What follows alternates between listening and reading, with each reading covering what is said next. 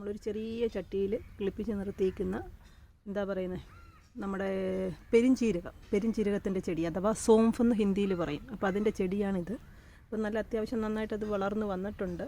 ഇപ്പോൾ നോക്കുകയാണെന്നുണ്ടെങ്കിൽ അതിൽ ഇങ്ങനെ പെരിഞ്ചീരകം തണ്ട് ഇങ്ങനെ വരാൻ തുടങ്ങി.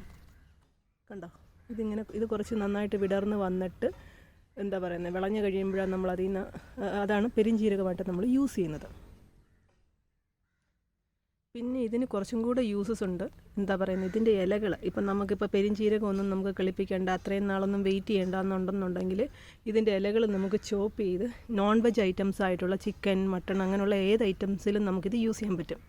അതുപോലെ തന്നെ ഓംലെറ്റ് ഉണ്ടാക്കുകയാണെന്നുണ്ടെങ്കിൽ ഈ പെരിഞ്ചീരകത്തിൻ്റെ ഇല കുഞ്ഞായിട്ട് ചോപ്പ് ചെയ്ത് അരിഞ്ഞ് നമ്മൾ എന്താ പറയുന്നത് ഓംലെറ്റ് ഉണ്ടാക്കി കഴിക്കാവുന്നതാണ്. അപ്പോൾ ഇത് കേരളത്തിലും വളരും.